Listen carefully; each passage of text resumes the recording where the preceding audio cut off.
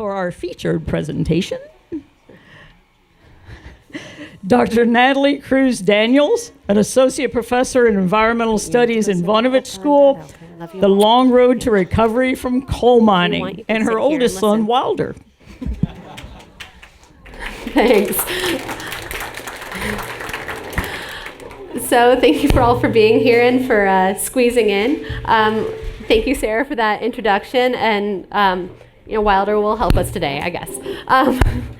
So today we're going to talk about the history and the legacy of coal mining in the Appalachian, Ohio region. In this area, really, even though the university is the main economic driver of the region now, the main thing that grew this part of the state was coal. We've gone through multiple stages of. I think I keep hitting my cheek on the microphone. We went through multiple stages of resource extraction, and the one that we're going to focus on is the coal. So we've gone through iron mining, we've gone through logging, we've gone through coal mining. Now you see the growth of shale gas and oil as well. So just another stage in resource extraction. Sorry. Thank you. Uh-huh. As much as the mic hitting my face through this whole thing would be awesome. So this is a picture of one of the mines in the Sunday Creek Watershed up near Gloucester, Ohio, one of the historical photos. So until about the 1940s, the mining in this area was pretty old school room and pillar mining, where you had people using explosives and picks and axes and shovels to mine out rooms of coal. Leaving pillars that supported the overburden to keep the mine from collapsing on them. More modern room and pillar mining, which is still used in Ohio, looks more like this, where there are these massive rooms that actually they have particular trucks that drive underground. And super random piece of knowledge that's going to push your mom's birthday out is that in all mines internationally, they always drive on the left-hand side of the road. There you go. Now you're going to remember that and not your mom's birthday.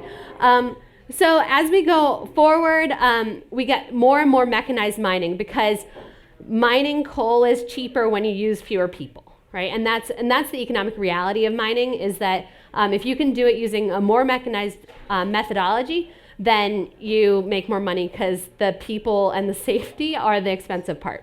So more modern room and pillar mining uses fewer people than old room and pillar mining. Where the coal is flat enough, they use a method called longwall mining, which again is more mechanized. And so what longwall mining is there's this big cutter head that moves back and forth across a long wall, the wall that they're moving forward. And these hydraulic rams here hold up the roof. And so as they go, this is the safe space. So there's a conveyor. This is where the miners will be. They're below those hydraulic supports that hold up the roof. And this cutter goes back and forth mining the coal. That goes onto the conveyor out to the end of the roadway, where it's then taken usually by conveyor or like train car kind of up to the surface. And then as they move along, what they do is they drop these hydraulic rams, move them forward to advance the face, and then everything back behind them then subsides or collapses. So in Ohio, there are only 4 mines that have used this methodology, but in like Indiana, most of them use longwall mining because it's flatter. And in aerial photos, you can see whole rectangular panels of longwall mining where they've subsided, where they've collapsed in. So from aerial photos, you can see these farm fields that have rectangular subsidences, which is pretty interesting. So as we moved past kind of the 1940s, 1950s, we moved more and more into surface mining. And surface mining is kind of a big umbrella over a lot of different methods of mining. This is an abandoned surface mine in Jackson County that's now been reclaimed. But kind of nationally and internationally, surface mining is an umbrella term over a lot of different things, like strip mining, where you're going into a wall and mining, removing overburden and removing the strata that you're looking to mine at each layer. And so you can kind of see why it's called strip mining, but it's just another method of surface mining. Open pit mining is something that's used a lot for metals, and again, it's where you're digging down into a pit, accessing everything from the surface rather than through underground workings. This obviously has a lot more surface disturbance and can have a lot more disturbance to like the water environment. Mountaintop removal mining we hear a lot about. Again, this is an attempt to use fewer people and to mechanize mining more. So more coal, fewer people means more money. And so in West Virginia and Kentucky in particular, they do a lot of removing all of the overburden, which happens to be the top of the mountain, and then using bulldozers and other major excavating equipment to remove that coal. And then they're required to then reclaim that to approximate original contour, which we'll talk about again in a minute. Highwall mining is another way of accessing that coal from the surface. So what they do is they cut a high wall, which is basically a cliff, down to the coal layer, and then use a highwall machine, which is a cutter that goes in and out. So from this highwall surface, this cutter goes in and out to mine the coal.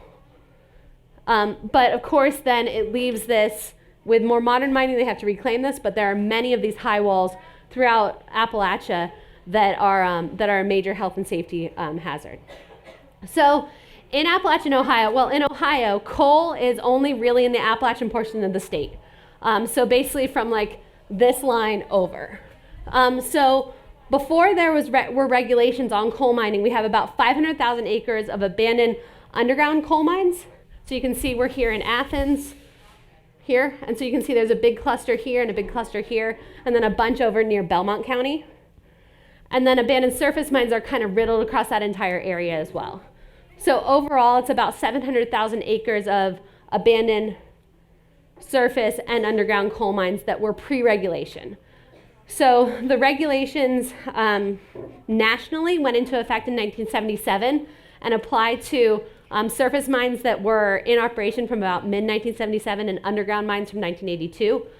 And so this established a program nationally that took taxes from current mining and put that money into an abandoned mine land program that funds cleanup of sites that were mined pre-law. So that then deals with issues both health and safety and environmental, but there's always priority in funding to the health and safety over the environmental. So just to then put this into context, because we hear a lot about the coal industry and the economics. So this is a map from the Appalachian Regional Commission that highlights the areas that are at economic distress in the Appalachian region. So you can see this band through this area of economically distressed and at-risk counties. When you then look at Ohio, that matches up well with the coal-bearing region of Ohio, and the fact that we're moving more and more towards surface mining over underground, which takes fewer people. And then we look at overlaying economic distress and poverty rates, where the darker blue is higher poverty with the coal mining. So this map doesn't have Ohio mines on it, but remember, we have lots and lots of mines through this economically distressed region, right? So we have this major overlap of economically distressed regions with coal mining, which then has an environmental legacy associated with it. So some of the problems, AML here means abandoned mine lands, so some of the problems associated with these abandoned mine lands include dangerous impoundment. So there are a lot of areas where associated with the coal mining, there are ponds or strip pits or some sort of impoundment that usually will have low water quality and you know, isn't really super great for people to be in or fall in. A lot of erosion. You can see a lot of stream banks here that have a lot of loose spoil material and waste rock from coal mining. Landslides, where you've had disrupted surface that then affects people's homes. Subsidence is one of the things that we see over and over again, where we have shallow workings and weak overburden. We have collapses down into the workings. So this is one picture. This is in someone's garage. They had subsidence just into a coal mine. And one of the things that happens along with that as well, besides, you know, obviously undermining infrastructure, is that some of these happen in stream beds. And so then the stream essentially goes down into the mine and contributes to the water that can create acid mine drainage later. One interesting thing for people who have driven kind of between Athens and Columbus anytime in the past 2 years, do you remember that construction was happening kind of near the Wayne National Forest? For a long time they had drill rigs up there. That was because there was mine subsidence under the highway there, and they were going in and drilling in and grouting the mines to try to support that roadway because there was so much subsidence under that roadway that it was kind of collapsing. Same thing happened on part of the bypass, the Nelsonville bypass. There are a lot of mine entries. You see a lot of these through the Wayne National Forest. Some have grates over them to keep people out of them, but many don't. And then dangerous high walls. I always think this picture's a little deceiving, but these people are up on the road, and you have this high wall that drops all the way down, and these are trees down at the bottom of the high wall. So a lot of money, a lot of funding has gone to dealing with dangerous high walls because they're basically like cliff faces. And then most of what my work focuses on is acid mine drainage. And acid mine drainage is a pretty pervasive problem throughout Appalachian Ohio. And essentially what acid mine drainage is within the coal in Ohio, there's a lot of sulfur. And that sulfur is typically in the form of pyrite or fool's gold. And that oxidizes and weathers when it comes in contact with oxygen and water, and creates essentially sulfuric acid and a lot of metals in solution.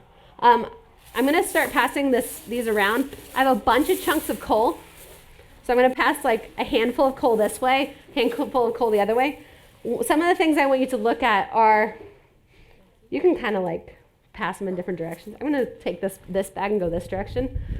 So some of the things that I want you to look at, smell it. It smells like sulfur. It smells like rotten eggs. Look at it. There are pieces, so kind of take some and pass it that way. It's kind of going to smell like rotten eggs. On some of the exposed surfaces, you'll see kind of a yellowish color. This is where we're starting to have oxidation of that pyrite, and we're starting to form basically acid-forming minerals from that oxidation. Do you want to see a piece of coal, honey? Here. Wipe it off your hands before you eat your granola bar. So in a lot of surface mine sites, we have a lot of exposed waste rock, and the problem is that most of the waste rock from coal mines comes from the very top and the very bottom of the coal seam, and that's where the most sulfur is. That's the lowest quality ore. And so we end up with piles that look kind of like moonscapes of this really sulfur-rich rock. And so we have exposed acid-forming minerals, and you can kind of see this is the same color as those oxidized portions on the coal that you're passing around. And so as that's exposed to air and water with those acid-forming minerals, we get low pH, high acidity, lots of iron, lots of aluminum. And that then discharges into our water bodies. So with a site like this material is pretty porous and pretty exposed, and it's almost like coffee in a sieve, right? It allows lots and lots of surface area for exposure to water and to oxygen. And so that leads to a drainage that usually is in the range of about 2.5 to 4.5 in pH, where really you can't support aquatic life at that level. So some of the acid mine drainage in this area looks different. Okay, so this is a mine up in Monday Creek, and I'll show you some pictures in a minute, but instead of what we typically see, which is a really orangey red drainage, this one's white. That is me, and it's aluminum. So some of our discharges are really rich in aluminum, and they look white. We often see these really typical reddish, rusty rivers, and that is actually rust. It's iron hydroxide, which is the same thing as rust on your car. And then sometimes we see ones that are really lush and green and perfectly clear, and people think they're springs, but the pH is just low enough in this that all of the metals are still dissolved. And then there are certain, I don't know much about algae, but there are certain acid-loving algae that make them look like these lush green springs, but really they're super low pH, and all the metals are still dissolved in that water. So some of what this looks like across the region are kind of these brown, rusty streams that have a high concentration of iron, lots of iron precipitates, lots of iron hydroxide on the stream bed. Not photoshopped, but again, another look at that really rusty streams. This is another stream that's really rich in aluminum, so it has that milky white color. And these come from, exposed areas of mine spoil. These are just some pictures from across Southeast Ohio, where we have valleys and stream beds filled in with mine waste, essentially. This is a site over in Jackson County where this was a valley, and when they were doing coal processing, they essentially filled the valley with coal fines, which are really reactive. And so water then percolates down through it, and the water that comes out of the bottom is like pH 2 and bad. That's the technical term. So what do we do about it? This is like, I guess that's the uplifting part, right? So we have kind of several different approaches that we go to. We have a lot of these areas that have a lot of exposed waste material or an abandoned surface mine. This is just an abandoned surface mine where all that grew on it were really scrubby pines, and there were a bunch of these really acidic little strip pits that were just kind of little acidic ponds. And so at sites like this, where you have a lot of exposed waste material and exposed coal, go in and regrade it, cap that spoil, add some alkaline material to the drainage areas so that now we're isolating that acid-forming material from water and oxygen. So now we're preventing that acid water from forming in the first place, and adding a little bit of alkalinity by either applying lime or putting limestone in the drainage channels. And so this is a really, really great solution, but also really, really expensive. So this site is about 25 acres, and it was about $1.5 million to do this reclaim. He agrees that that is a lot of money. So sometimes, though, we have a discharge from an underground mine, and that doesn't allow us to do this, prevent the chemical reactions from happening in the first place, sort of situations. And so this is a site called Carbondale, which is out in the western part of Athens County. And it's a discharge from an underground coal mine that then is diverted through this is called a doser, a calcium oxide doser, and it's a 70-ton silo that doses about 1,000 tons of lime into the water every day, 24/7. If this turns off, if this is empty, we have low quality water, and we have the potential to kill off the fish and the bugs that have recovered in that area. But it takes a lot of maintenance. Somebody's out there every week. We have crews of people who clear out all the precipitated material that gets into this channel that our happy shovelers are clearing out. So we usually just have a potluck and get a bunch of grad students with shovels. If anyone wants to shovel, tell me. And so this is a solution for an area where we don't have very much land and where we have bad water. But it's expensive, and it's an ongoing cost, and the minute that we don't have funding to fill it, that stream is no longer recovered. Right? We haven't added resilience to that system. So then there are places where we use passive treatment, which is more usually like a pond-based system that adds alkalinity passively, where we're not maintaining it all the time. We usually have to do major maintenance projects maybe every 5 to 10 years to maintain those projects. But these are things like ponds filled with steel slag. And steel slag's a waste product from the steel industry that has a lot of alkalinity and can buffer acid and raise the pH, or limestone ponds or wetland ponds that can help do that. And so we try to apply kind of a combination of these treatment and reclamation methods to get the best recovery at a watershed scale. So in Raccoon Creek Watershed, which is one of the biggest ones that we work with in this area, it's about 700 square miles, and it's just, I keep hitting the microphone, and it's just west of Athens. Up until 2015, we had spent over $14 million in this one watershed to treat the water. So you can see over time from 1999, we have kind of a consistent spending up to about $15 million, and there are several new projects that aren't included in this total because we haven't totaled up for our new report. So overall, like I said, about $14.5 million, and that's contributed to removing over 4,000 pounds of acid from that watershed a day. and about 1,000 pounds of metals from that watershed a day. So we're making some pretty big impacts. So we're going to talk first about what happens when things go wrong, and then we're going to talk about what's gone right. So we're going to focus on Carbondale. This is where that calcium oxide doser is. So this is a picture of the original workings, the mine workings there, and this is an old picture of the discharge from the hill. So there's a mine discharge here, and there's a second one kind of on the hill over here that's not pictured, but I don't have very many old photos. So originally, the discharge from this mine flowed across the county road, and they'd take snow plows to plow the AMD off the road. And so that was the impetus for them to do anything about it. So in the 90s, they installed a 9-cell wetland on this site to try to retain metals on the site. But when those metals hydrolyze and precipitate, they release more acidity. So we had lower metals, but more acidity than we had in the first place.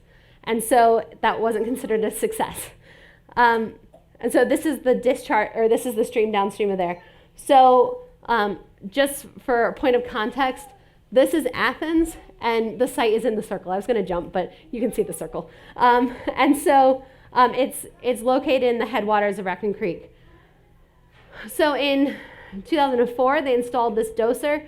This is the discharge downstream of the doser.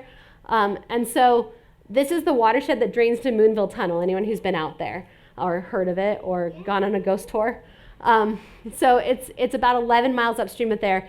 And before treatment, it killed fish on Raccoon Creek, which is down here. So it flows into Raccoon Creek, and it killed fish, so 11 miles downstream. So just to zoom in, this is the watershed we're talking about here. The doser's up here, and we recover about 4 miles of that stream. All right, so 4 extra miles. We installed the treatment to stop fish kills on Raccoon Creek, and we recover good fish and bugs to 4 additional miles. So that's awesome, really great bonus. So in 2010, this is the foibles of running an active treatment system. In 2010, the doser was empty for 2 weeks. It was a really busy field season. The person who was supposed to order it had order calcium oxide written in their calendar, and they were in the field and they forgot. You know, like there's not much you can do about that. And we live in rural Ohio, so getting lime is about a week turnaround time. So we realized after about a week, and it took another week to get material there. And so it was offline for about 2 weeks. Unfortunately, we had also just cleaned out the channel, but not with shovels like we do now. They had taken a vacuum truck and vacuumed all of the unreacted calcium oxide out of the channel and buried it on site, which meant that we didn't have any kind of additional buffering capacity in that receiving channel. And so in doing that, essentially that year when we monitored bugs and fish, we were essentially back to pre-treatment levels of fish and bugs. So it really impacted the fish and bug communities. Within about a year, the bugs had recovered. Kelly Johnson is in the audience, and she'll tell you that the bugs hunker down. That's what I've learned. 9 years of collaboration, and that's what I got. No, and the fish took 2 years to recover back to their pre-doser being offline levels. So we start learning that it doesn't take that much to make pretty big impacts downstream when this is offline, and so it really emphasizes that continuity of treatment that is really necessary. That there really isn't any resilience in that system. So then in 2014, the ODNR switched what company we were getting the lime from. And it was supposed to be the same type of lime, it was supposed to be the same product, but it wasn't. And there were pockets of fines in it, and they bound. And they wouldn't drop down into the auger that dosed them. And so we had to go out for about 3 months and bang on it about twice a day. And on the weekends, we'd dump briquettes of soda ash to add some alkalinity into it just to hope to not kill off the creek.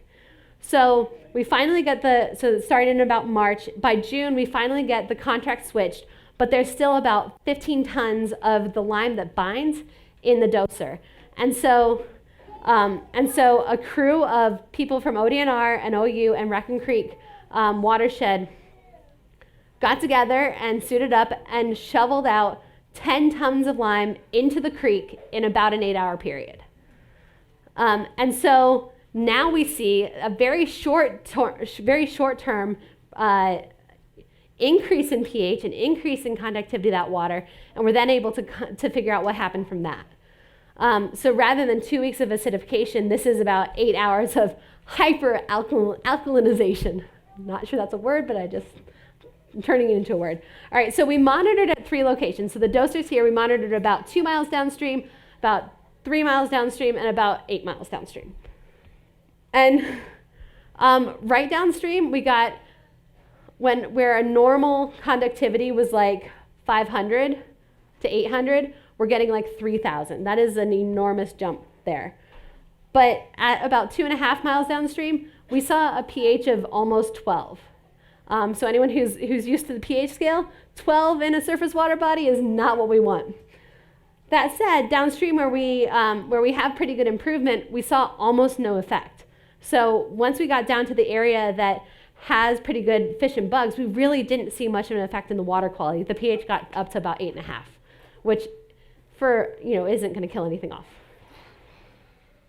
So what we ended up seeing is that even though this happened right before we did all of our biological monitoring for the year, we didn't actually see an impact. So we're starting to get bounds on how much we can screw up, essentially. So turning off a system has pretty catastrophic effects, but this really alkaline short-term episode of bad water quality didn't really have an effect on the biology. So now the good news. So this baseline is in 2001, and it shows red and yellow and green are below our targets, and blue is above our target.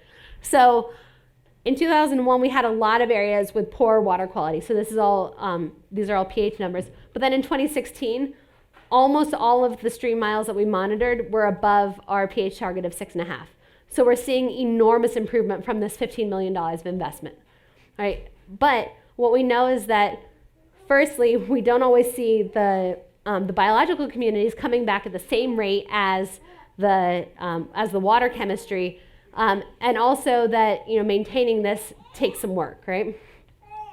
So we're going to focus on just a little part of this creek. This is Little Raccoon Creek, and it's the most impacted tributary and the largest tributary. And so we have the benefit of having long-term water quality monitoring data here. We had a water quality meter taking hourly data for about 13 years. And that's unheard of. It's awesome. It's great data. And so what we're able to see is that downstream of the treatment systems, we're seeing a ton of improvements. We're at pHs consistently between 7 and 8. This is amazing. And now, in our most recent biological monitoring, we've recovered 82 stream miles to good biological quality. And the Ohio EPA has indicated that in their monitoring, they say more like 100. But we don't monitor some of the areas all the way down by the Ohio River. So this is really, really amazing news. We've been talking for a long time about how we've invested about $15 million and recovered about 40 stream miles. But really, once the Ohio EPA did a really thorough, comprehensive evaluation of the whole watershed, we've recovered a huge amount of the watershed back to good biological health.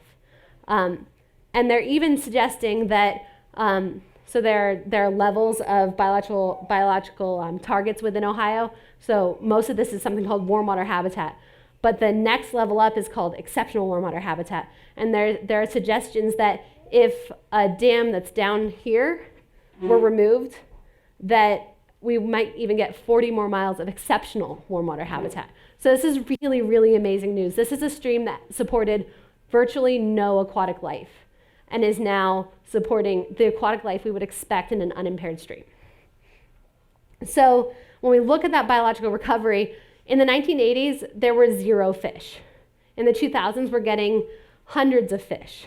So we went from, in the 80s, maybe 13 total species in all of Little Raccoon Creek, to the 2000s, where we analyzed the whole decade, over 40 species of fish. We went from 92% of our fish being tolerant species to less than half of our species of fish being tolerant species. So we're getting more intolerant and more sensitive species.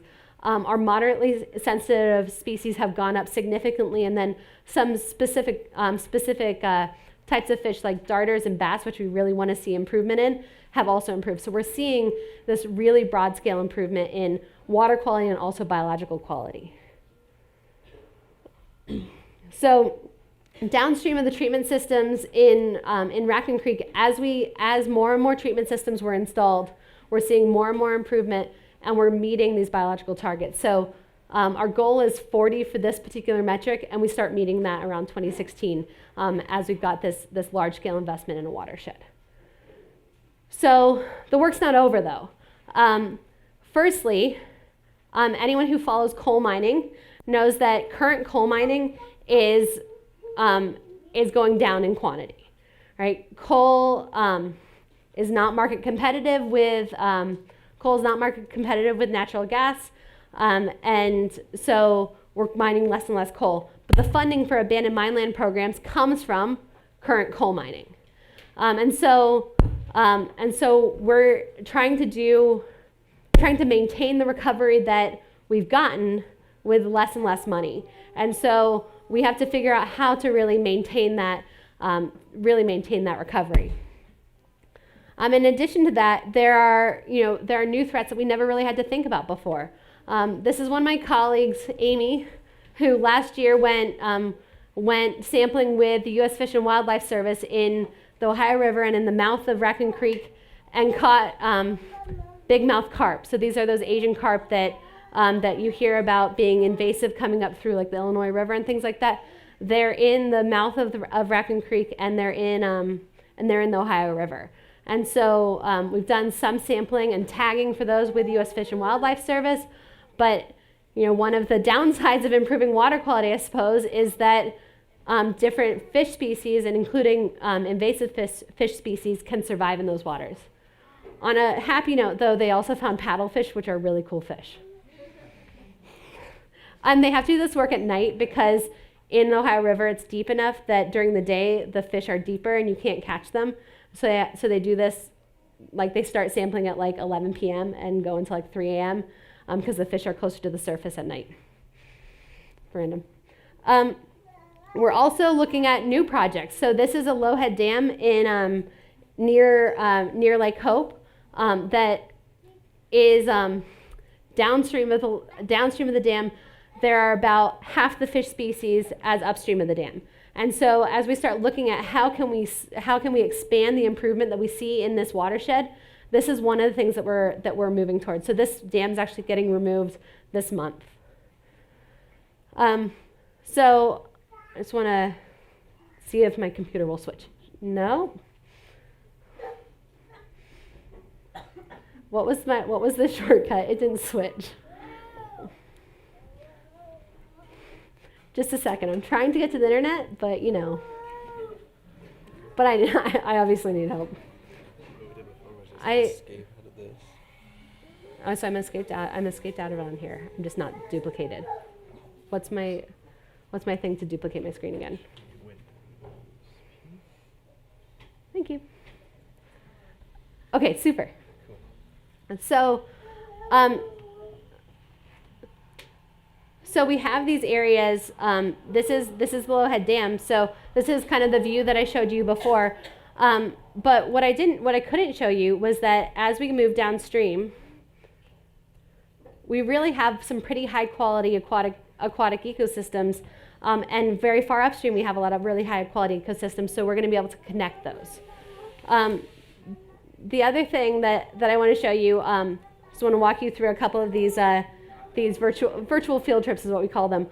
This is a reclaimed mine site. So this was just reclaimed this summer, and then we took pictures of it. So this used to be one of those pictures that I showed you of lots and lots of exposed mine spoil. And now, that's the sky. And now they've regraded it, so you can see it's pretty flat, so that, and it slopes down so that we have positive drainage off the site. They've capped it so you don't see any of that mine spoil. This right here is a concrete channel that directs water off the site. and they've vegetated it, and we expect kind of over this next growing season for it to be fully vegetated. I got one more for you. So then, when we talk about that, the discharge from that doser, this is the stream just downstream of the doser where the treated water mixes with the stream. But in Ohio, oftentimes we don't capture all of the metal sediments on a treatment site. We discharge those into the stream and they settle out in the stream and then onto the floodplain. And so what you can see here, we're going to go this way. So this is the discharge from the treatment site. You can see a bunch of sediment here that's unreacted calcium oxide and lots of iron hydroxide. But then if we look upstream, we'll go this way. Sorry if anyone's car sick. Upstream, we're mixing with pretty high quality water, and so there's a lot of questions when I talk nationally about, you're discharging this treated water into a reasonably high quality stream, but ultimately before treatment, the water that was discharging from the site was still poor quality. So essentially what this shows is, the sedimentation pond that we create out of our streams. So now everyone has to do work for me. It's your turn to mine. So I had some volunteers to help me. But everyone needs a plate or a napkin and a chocolate chip cookie and two toothpicks.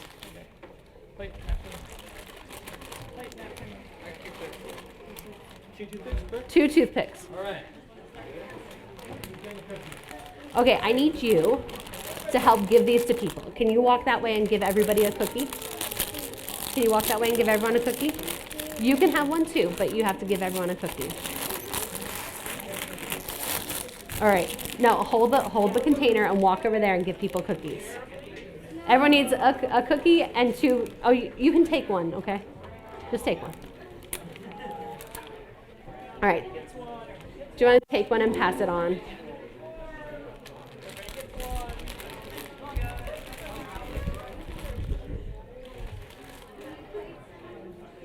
Would you like one?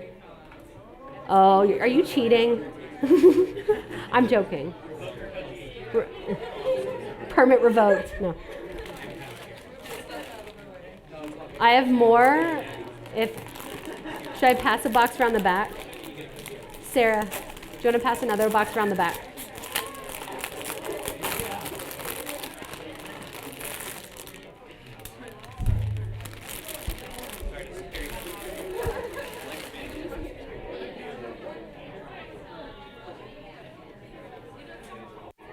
All right, bear with us for a second. I'm not doing any of the hard work. Have cookies made it all the way around that way? They're like halfway. Here. Oh, I got more.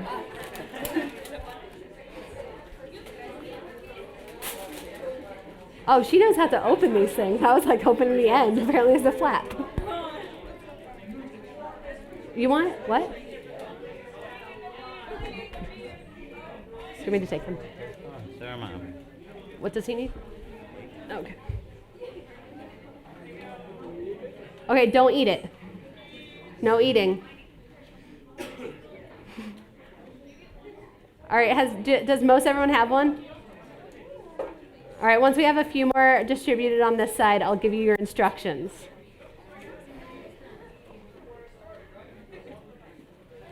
You can ask Aunt Sarah for a plate in a minute, okay? Oh, I won't go until you have toothpicks. Who has the box of toothpicks? Colin. He's being as quick with the toothpick distribution as possible.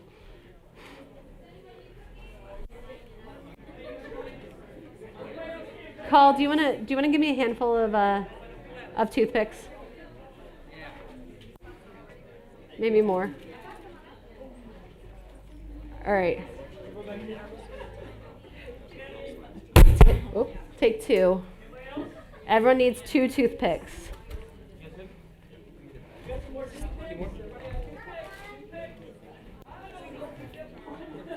He already had one. A toothpick? They've got them. Here, hand me more. We'll go this side. Were you passed over? Do you have them? Oh, I gave you lots. Anybody else need Do you have toothpicks? You need toothpicks. toothpicks? Oh, I'm sorry. I'm going to walk back to the stage so that I'm not causing feedback. I apologize. I'm really sorry. The sound guys hate me. Do you have them over there? Okay, does almost everyone have a cookie and a plate or a napkin and 2 toothpicks? All right, so your cookie is your coal mine and the chocolate chips are your coal. You will have 2 minutes from when I say don't go, don't cheat, to get as much coal as possible out of your cookie. Is everyone ready? Okay, ready, set, go.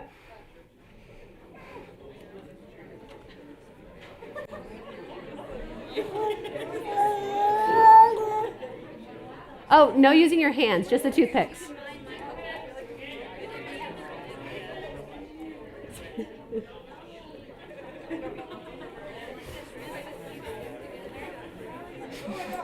I mean, I've got more. Mind that one, you can use another one.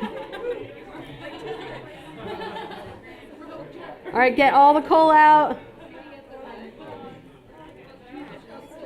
Get as much coal as you can. Don't eat the coal, Wilder. You got 1 more minute. Get the coal out. You're halfway there. No hands, only toothpicks.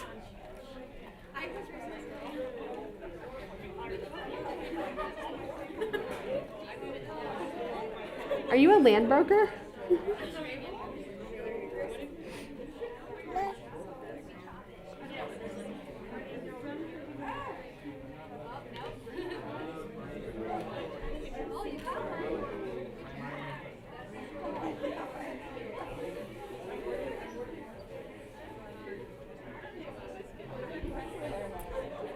You have 20 seconds left. Get all the coal out.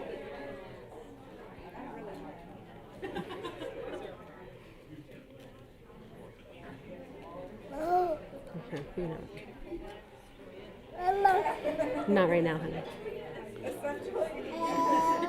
You got 10 seconds. Get your last piece of coal out.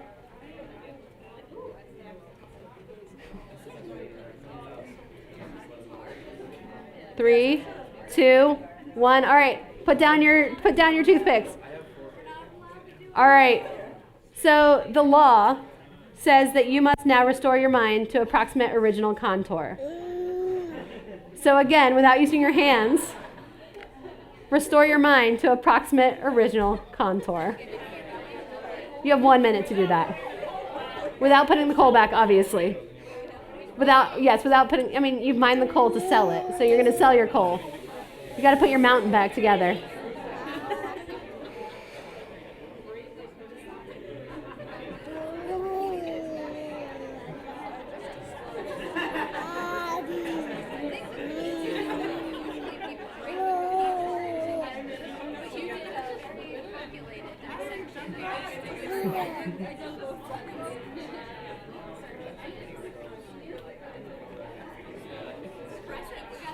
You got 20 seconds.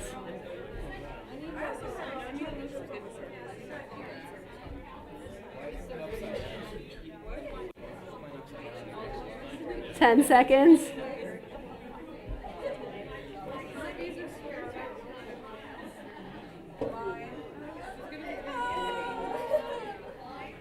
All right.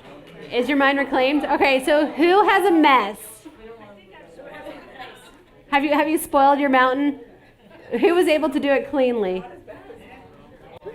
I see a few clean ones. All right, so the reality is that once we remove coal, once we remove a mountaintop, once we spoil that surface, it really is hard to get it back to approximate original contour. It's really hard to get it back to what it was before. Particularly on some of these mine sites that used to be forested mountaintops, even getting trees to grow on that land is incredibly difficult. And only in the past maybe like 5 years has there been enough research put into how we get forests to grow back on the land. And so this is an old problem, but it's a problem that really we're still figuring out how to recover approximate original contour. We're really trying to figure out how to recover the function of those lands, and it's an ongoing problem with decreasing funding. So I guess that's where I'm going to leave you with, and I'd be happy to take any questions as I'm being run around by a 3-year-old.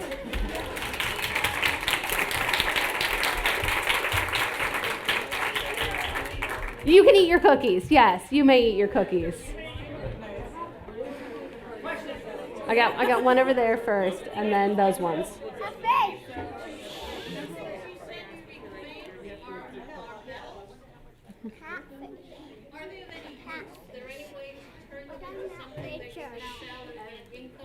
Mm-hmm. So the question was, with the metals that we're treating or removing from the water, is there a use for them? Are they valuable? So in this area, the metals that we remove most often are iron and aluminum. There are current projects. There's a current project right now being run by Guy Riefler from Civil Engineering, and you don't need a toothpick in your mouth, and John Sabra from Art, where they're creating pigment with the iron oxide from a discharge in Sunday Creek.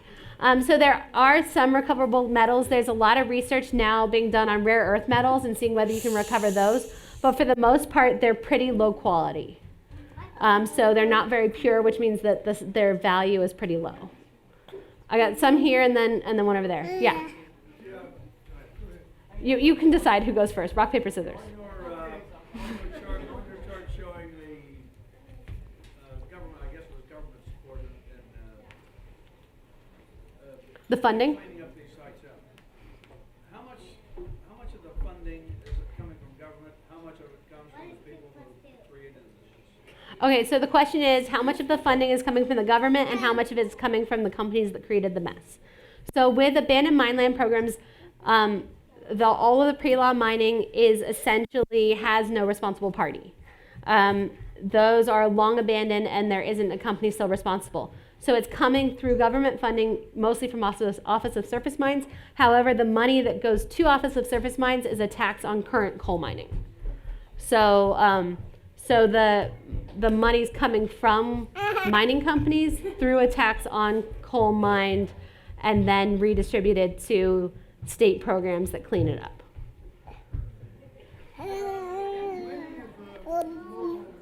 Health departments get involved with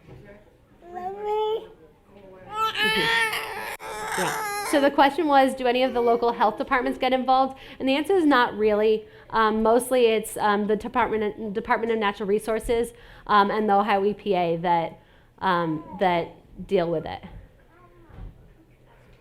Oh, I had Alana. Can you talk about the recent change in regulation of EPA and how that's going to affect?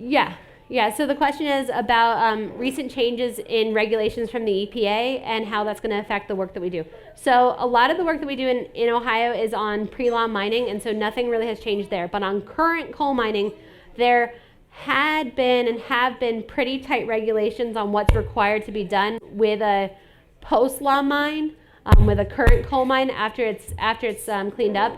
And previously, there was a lot of protection of headwater streams and small streams on those sites, and that's really, I keep hitting it, I'm really sorry, sound people, and that's really important ecologically because headwaters are kind of the sources of everything downstream, but what the change in those stream protection rules does is it reduces the protection of those headwater streams. What the coal companies will tell you is that they're spending millions of dollars on cleaning up a ditch, on treating a ditch, which happens to be the headwaters to a watershed. Go sit over there. Yeah. Anyone else? Yeah. Me. I know that was actually a professor at College of Fine Arts. Mhm. I just want to know your background and how you got into this as well. So the question is what my background is and how I got into this. So I grew up, we moved to Athens when I was 6, And when I was about 10 or 11, a geology professor took me and one of my brothers, not the one that's here, but the other one, to a water education day in New Straitsville, Ohio, which is a old coal mining town. And on the way, we stopped at 3 or 4 different abandoned mines and got samples to bring to the water education day. And I was completely stuck. That's what I was doing. So every science fair project from then on was on abandoned coal mines. My undergraduate thesis was on mining. My dissertation was on mining, and I still work on mining. So I kind of saw this problem that I hadn't seen that was very, very close to home, and it was very eye-opening and really interesting chemistry that you could see. So that's what I've been doing since I was 10. Yeah, I got one over here.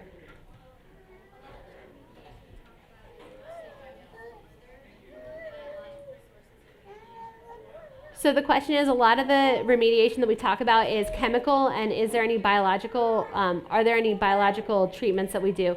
So there have been some bioreactor systems and things like that which are very good at removing certain metals. There are some metals that are really hard to remove. Things like zinc is really hard to remove, and it really takes a bioreactor where mostly bacteria species are reducing the zinc into a different form that's solid and precipitates out. And they're usually manure-based or compost-based systems. We have a few of those in Ohio, but because our primary metal contamination is iron and aluminum, pH adjustment is the cheapest and most effective way of removing those metals. But some of those metals that are harder to remove like that, like zinc, need a bioreactor. Anyone have anything else? Whoop. Oh, yeah, Jordan. Where do the metals eventually end up? Where do the metals eventually end up is the question. So where we're discharging this really metal precipitate laden water into the streams, it either precipitates into the stream bed. When it floods, it then precipitates out on the floodplain. And that's essentially what we do in Ohio. In other states, they legislatively cannot do that or regulatorily can't do that. We have something called a Good Samaritan Law, which essentially says you're improving the entire system, so you're not going to get sued under the Clean Water Act for discharging something that wouldn't meet a Clean Water Act permit, because those discharges wouldn't meet a Clean Water Act permit. Like you saw the discharge from the doser into the stream, that wouldn't mean the Clean Water Act. But what was there before we treated it was even worse. And so in Ohio, there's regulations that protect ODNR and the watershed groups from basically being prosecuted under the Clean Water Act. In other states, that's not the case. So like in West Virginia, they don't have Good Samaritan legislation, and so all of the sediments from a treatment site have to be retained on the treatment site, which means you need sedimentation ponds. But those sedimentation ponds then have to be dredged and all that material landfilled. And so it's a significant cost, because you're talking about dredging, depending on the size of the pond and the amount of metal, multiple times a year, and then trucking that material and landfilling it, which has its own impact, right? And so it's a really difficult balance of how do you deal with that waste material. Any other questions before we finish up? If not, thank you very much for being here.